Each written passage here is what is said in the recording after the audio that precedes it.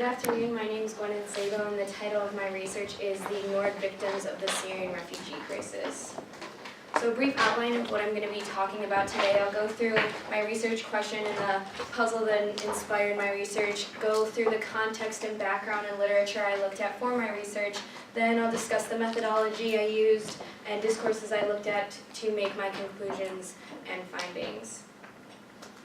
So what inspired my research was the discrepancies in burden sharing, physical burden sharing, so hosting refugees in European Union countries.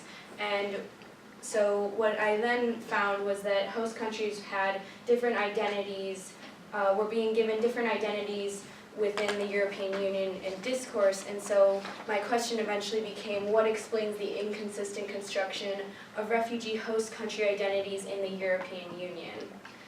And to give a brief background and context, so in 2015 there was a large influx of refugees entering the European Union countries as a result of the Syrian civil war, and then led to the Syrian refugee crisis. And in response to this crisis, the European Union developed a quota system.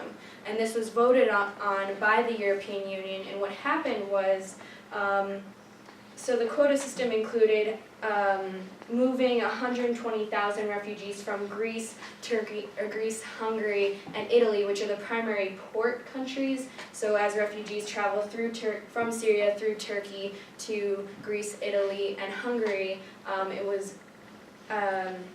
they had a large number of refugees which they couldn't handle, and so the quota system was meant to spread these evenly among European countries based on their GDP, resources, and a number of other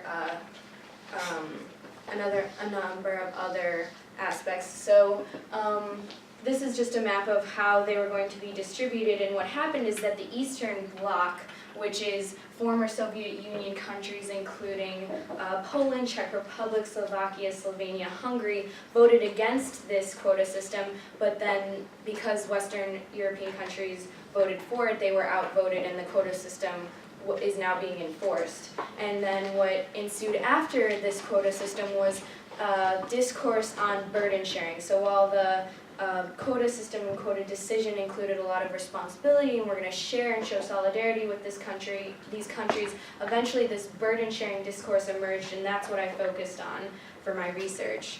And so a little bit of literature, there's three sort of sections and uses of frames for burden sharing discourse, including regional solutions, securitization, and sympathy.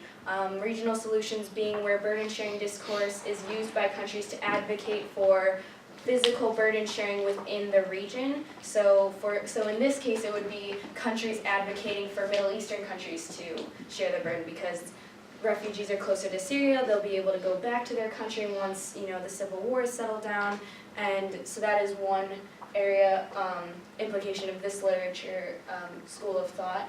And then securitization, which is that refugees are a threat and could lead to instability, and has led to people closing their borders. For example, Hungary and Croatia building barbed wire fences. So that's that second school of thought. And then the final school of thought is promoting sympathy. So, these countries are collapsing under this burden. They need our help. They need our solidarity. They need resources. And so those are the three schools of thought I had as background to my research. So then the methodology I used was a discourse analysis to unpack this burden sharing discourse, and what I looked at was predominantly speeches from European Union leaders and also public statements that they made to that were included in local and international newspapers. So this was an elite discourse analysis rather than a news media analysis. And then some of the key terms that really encompass this kind of discourse I included and was looking for throughout my research, and as I looked at the discourses, and just this little flow chart kind of illustrates how EU leaders engage in burden sharing discourse, and from this discourse you can get the identities for host countries.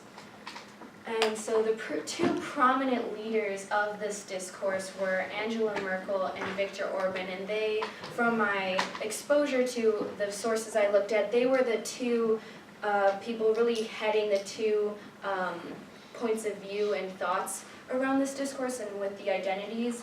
And they also hint at a regional divide, which I'll explain now. So what I found is that that there were three kind of divisions for these identities. There were Western countries that are implicated in the quota system, which are Greece and Italy, who voted for the system, and they are acknowledged as the victims, predominantly characterized by Western European countries as in need of help, and this is widely accepted by Western European countries. And then another identity for Western European countries being that they are heroes. So Germany, we're capable. Merkel has a lot of her speeches where they have the courage to take on this burden, and Germany can handle it. And then other countries who kind of followed suit and who are really taking on the most refugees in this crisis, including Sweden and Denmark, and those are also acknowledged. And when I say that, I mean reinforced by other Western European countries. So France and the United Kingdom, and also countries themselves are self-identifying as heroes or victims. But what's left unacknowledged and ignored, which is hints back to the title of my research as the ignored victims, are really the Eastern European countries. And Hungary, through their discourse, has really talked about how weak Europe is and how they're incapable of handling it. And while it's coded with xenophobic discourse, maybe you're familiar with Hungary's position on promoting a Christian nation or Christian Europe, under this xenophobic rhetoric is really how they're victims, and they were outvoted in this quota system, and this has gone widely unacknowledged by Western European countries. And so conclusions and implications for my research is it's really Western countries have the dominance right now, and their hegemony allows them to outvote Eastern European countries, but also prevent them from being acknowledged. And ultimately, my research indicates that this, based on the research I found, I believe that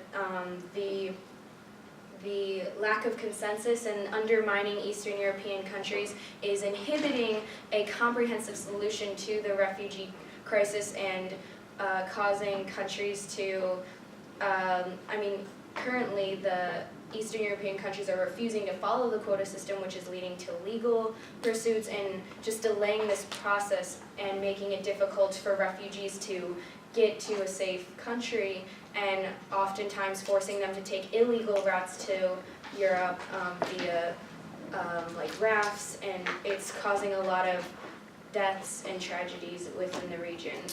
And so one thing that could further be done on my research, though, is how this is impacting the Middle East and taking Middle Eastern perspective and disparity, because the disparities among European Union countries does not compare to Middle Eastern countries. So that's one thing I wish I'd had the chance to address, but based on my research, I argue that it's a regional and political alliances which are leading to the discrepancies and burden sharing in different identities. And so until that changes, the solution is, the process is still going to be inhibited and there's still going to be issues. Thank you.